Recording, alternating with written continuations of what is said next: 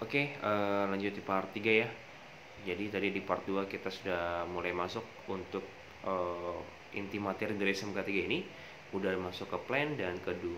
Sekarang kita masuk ke item ketiga, yaitu check. Ataupun kalau di SMK 3 yang versi PP 50 kita masuk ke prinsip yang keempat. Coba saya sedikit zoom dulu. Oke. Jadi saya sedikit ralat ya di operasional itu pengukuran lingkungan kerja itu masuknya ke tahap cek ya, bukan ke tahap do. Tapi kita lanjut aja. Tadi ya di sini kita ada masuk ke item pengukuran dan evaluasi.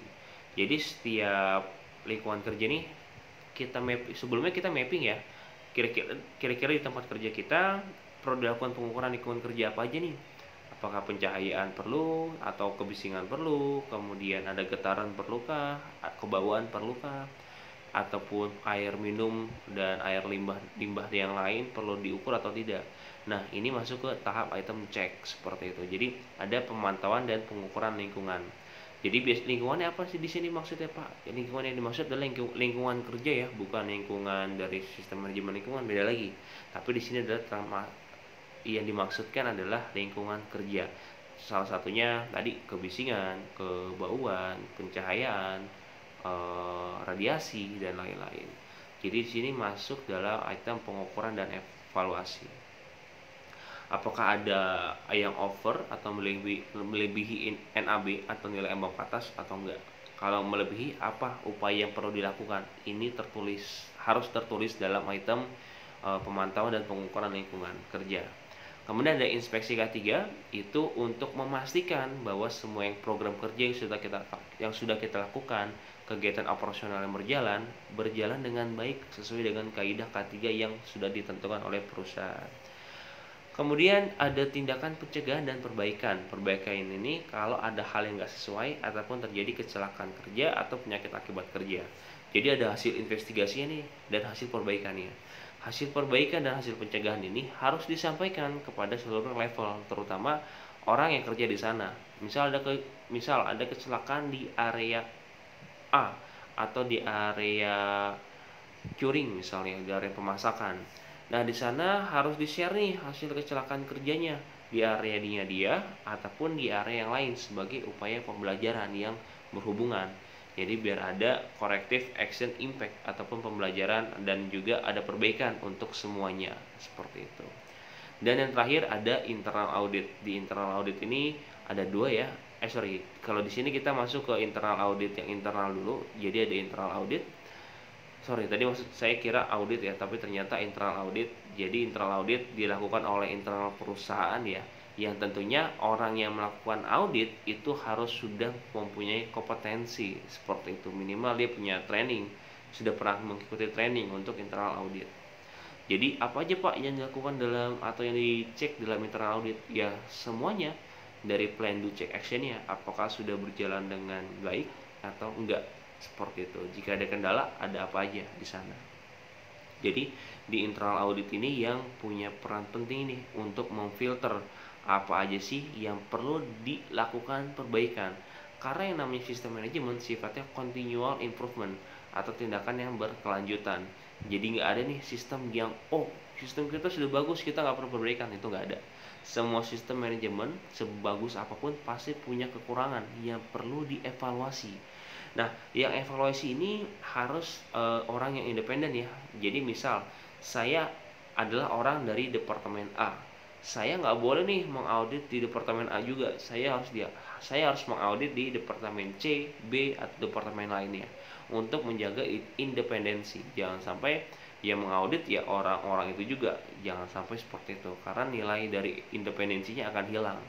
Jadi harus ada saling cross check materi, cross check kesesuaian antar orang dan antar departemen seperti itu. Jadi item nomor 4 atau di item check ini adalah verifikasinya nih dari apa yang sudah direncanakan dan apa yang sudah dilakukan seperti itu. Kemudian masuk ke item action, yaitu peninjauan ulang dan peningkatan manajemen. Ini biasanya dilakukan, bukan biasanya dan harusnya dilakukan oleh manajemen. Penentuannya gimana nih Pak? Untuk manajemen itu siapa sih orang ada yang ada di jajaran bisa di direksi ataupun bisa di level kepala pabrik atau plant head seperti itu. Nah, untuk mereview atau peninjauan ulang ini nggak harus meeting ya. Bisa aja dari manajemennya melihat dari laporan, kemudian diberikan feedback kepada masing-masing departemen, itu sudah cukup dianggap sebagai review seperti itu. Tapi untuk di perusahaan kita biasanya dilakukan meeting untuk ada feedback dan interaksi di sana. Jadi untuk poin ini adalah review dari manajemen, ada yang perlu diperlakukan perbaikan atau enggak. Dan di sini adalah kesempatan besar nih dari pihak-pihak pegiat safety atau departemen HSE atau departemen K3L untuk bisa menyampaikan obstacle atau kendala-kendala yang ada di lapangan, sehingga harapannya dapat didukung penuh oleh manajemen seperti itu. Jadi pentingnya review manajemen adalah ini untuk meninjau ulang sistem manajemen yang sudah dilakukan dalam perusahaan, apakah ada kendala, apa yang perlu dievaluasi, dan apa yang perlu didukung lebih oleh manajemen. Itu inti dari SMK 3 PP 50 tahun 2012. Jadi ada plan, do, check, action. Nah, sekarang sedikit migrasi ke ISO 45001 versi 2018. Intinya sih sama, nggak beda jauh. Hanya saja kalau untuk PP 50 ini dia spesifik banget nih, sampai membahas ke arah teknis-teknisnya. Ini akan banyak di breakdown di slide selanjutnya. Kalau di slide ini masih gambaran umumnya. Bisa dibayangkan ya, gambaran umumnya aja udah cukup menjelimet. Nah, ini sih saya nggak akan banyak bahas ya, karena tadi sudah banyak bahas di SMK 3 yang PP 50. Jadi intinya sama, di ISO juga ada plan, do, check, action. Di sini untuk leadership dan komitmen dia nggak dipisahkan, justru dia dilebur dalam masing-masing poin. Di sini kita bisa dilihat ya di gambarnya. Aduh, nggak bisa lagi.